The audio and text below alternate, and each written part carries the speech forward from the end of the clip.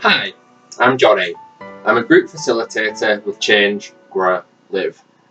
Thanks for joining me today on this creative writing workshop.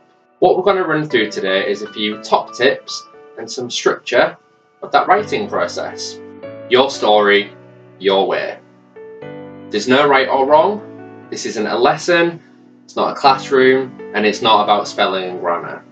I think it's fair to say if someone said to me, Jonny, write your life story, gave me some pen and paper, I'd draw a blank. I wouldn't know where to begin or where to start. So hopefully this workshop will give you that kickstart and get that process started. What's the first top tip from any writer? Write about what you know. And who knows your life story better than you? So all you'll need for this workshop is a pen, a paper, and some time. And that's the one thing we all have a lot of at the minute, time. So if you're ready, let's get started.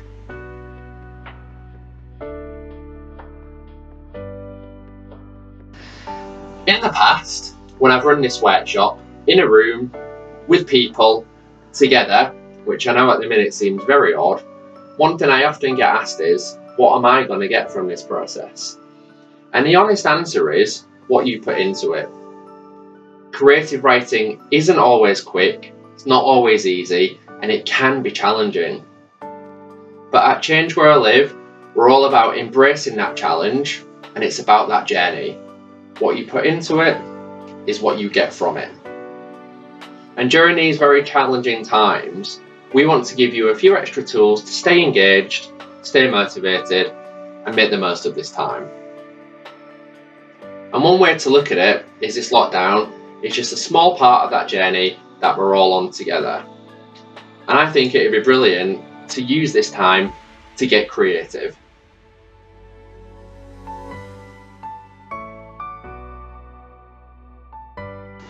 Throughout this workshop, there's going to be a few moments where you can pause the video and we'll show you a worksheet. What you're going to do with these is just brainstorm. Take a few minutes, sit down and think. These are going to be your ideas, which you're then going to use to form the basis of your story. Top tip 1. Write about what you know about. Any writer will often say when looking for inspiration, draw on your past. And like I said in the introduction, who knows your life story better than you? Top tip number 2. Structure. Like I said before, if someone gave me a blank page and said write your life story, I'd find it really daunting and I wouldn't know where to begin. Movies, TV shows, novels, they all tend to follow a very similar structure. It's probably one that you're aware of, just maybe never thought about. Think about the last book you read or the last film you saw. What's a really brilliant basic structure that a lot of these media follow? Take a second to think about it and then we'll continue.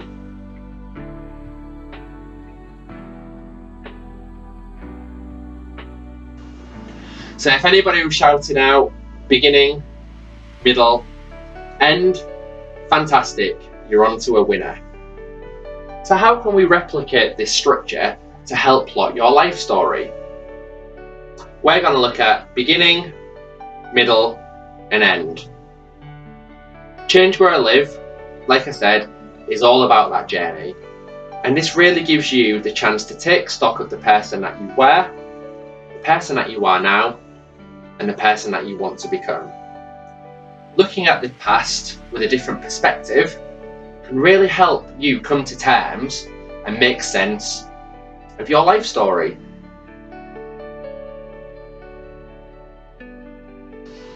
There are just a couple of basic ground rules that we're going to follow during this workshop. And that's be truthful and be honest to yourself.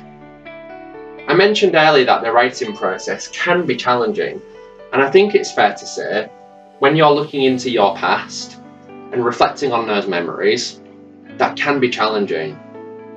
But a lot of clients who have been in this workshop have found that ultimately really rewarding. Being able to look at the past through the eyes of the person you are now and having that insight so you don't repeat those mistakes in the future. Constantly reminding yourself that you're a good person who made wrong decisions. Clients also tell me that bringing up memories from the past and committing them to pen and paper really help make sense of those thoughts and feelings. And that's a really powerful tool to have.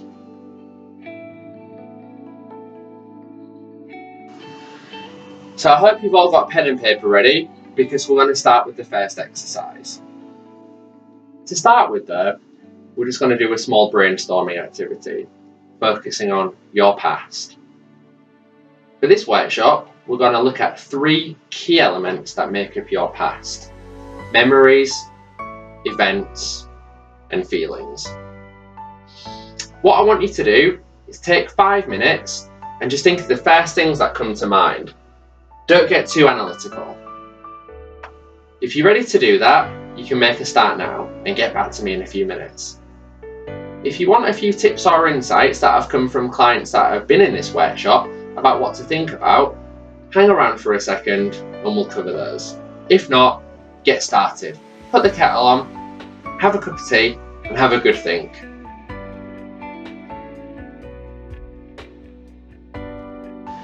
So, if you want a bit of inspiration to get that process started, here are a few things that clients in the workshop have thought about. It could be education and school. We all spent a lot of our formative years, or not as it turns out from some of the stories clients told me, at school. It could be family or friends related, any relationships that you've had. It could be your first steps into work. It could be any brush-ups with the law and criminality. A lot of clients have thought about their first drug use or alcohol use, and how and when that started. Some clients have looked at any past trauma and events in their lives that have shaped who they are now. These are all things that you can brainstorm for the next 5 minutes.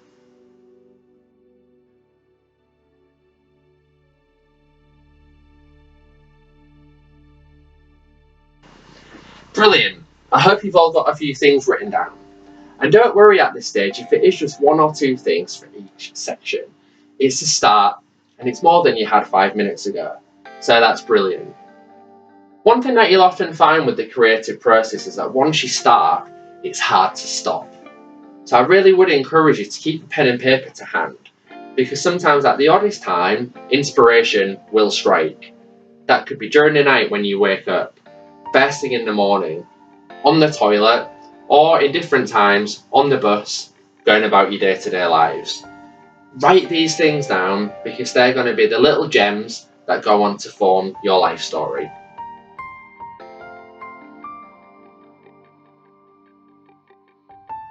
So now that you've committed some of these events, memories, and feelings to paper, there's absolutely no rush to move on to the next section. It's all about that journey. And a big part of creative writing is often having that time to reflect on what you've thought and what you've written. So you might want to take the next few hours, day, or even week to have a really good think about what you've committed to paper and let that mull over.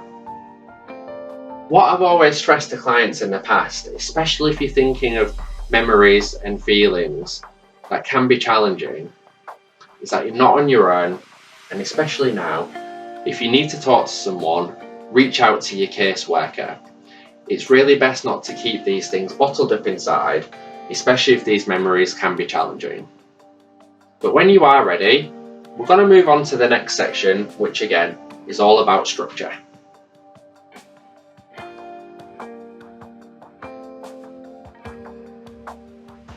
So, now that you've done the brilliant groundwork, we're going to do the next activity, which will really help give your story some shape and structure.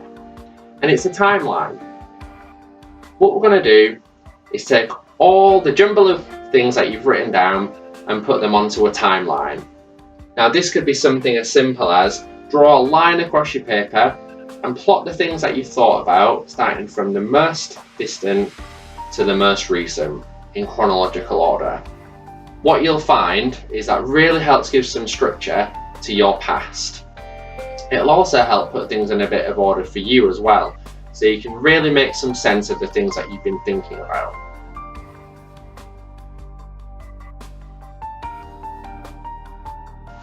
So, a quick recap. What we've got so far is a brainstorming exercise to think about your past. Memories, events, and feelings. We've took those, we've reflected on them, and you put them into an order. You've got a timeline. So what next? Brilliant first sentences. Top tip number 4. Try and grab your reader with your first sentence. Now right now, writing this life story might just be for you. It's a great activity to fight off that boredom and keep yourself engaged. But who knows in the future who might want to read these? Service users that I've worked with in the past have really saw the benefit in sharing these with other clients, helping them come to terms with their own journey. And that's not to say you have to do that or even think about it.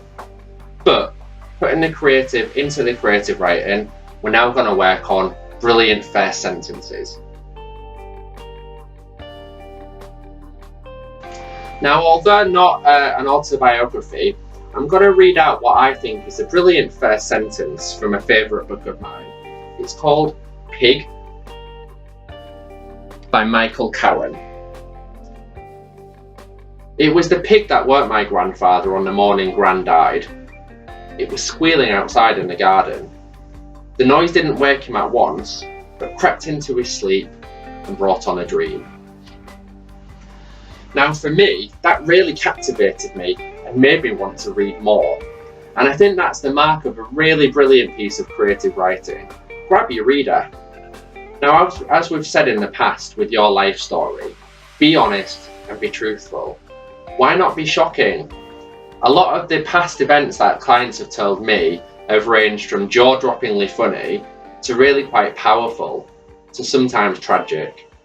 And that's the power of your life story. It's unique to everyone else's. Use that to your advantage.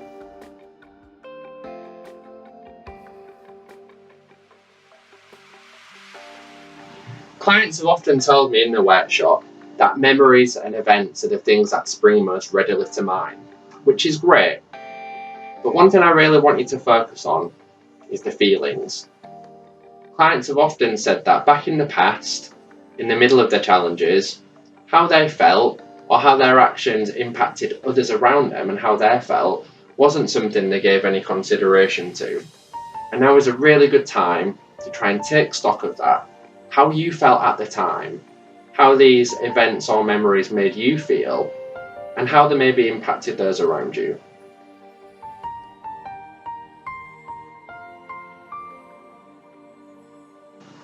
So, what have we got so far? Brilliant brainstorming, a timeline, and a first sentence. That's fantastic. What I want you to do, again, over the next day or week, is really start to elaborate this and flesh out the story of your past. Bring together all the elements that we've talked about. Be honest, be truthful, be shocking, and then the next section we're going to move on to is the middle part.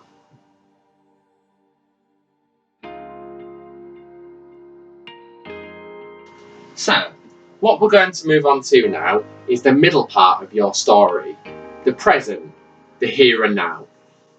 You'll be pleased to hear that what we're going to do is follow the same structure as the previous part and apply that to now. So think about recent memories, events, and feelings. Bullet point them, put them into order. One thing that clients have really pointed out to me is the power of routine. And I think that really engages with Change Where I Live. You might want to write about what makes up your day-to-day routine, how you engage with Change Where I Live, the journey that you've made, reflecting on the past and the person that you are now. So take some time to think about that. And who knows, in the future, this might be really invaluable for you and for other people.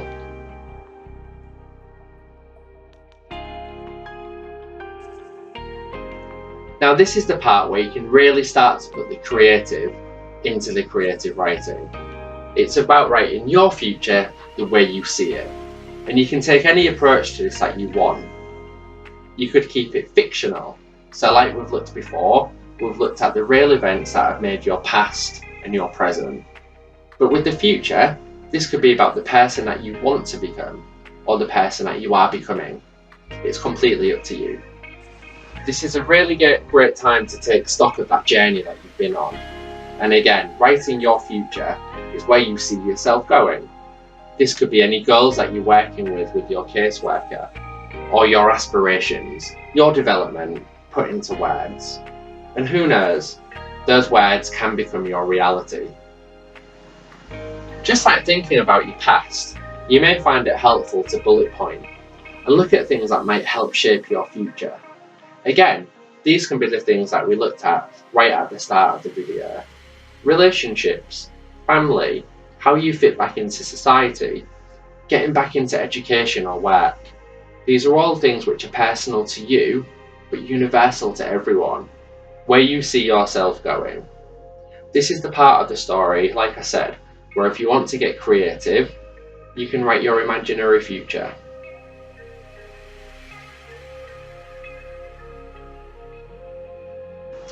So, we're nearly at the end of this writing workshop, and I hope you found it useful. Feel free to take things from this workshop, borrow it, and write with it however you want. Like I said at the beginning, it's your life story, your way.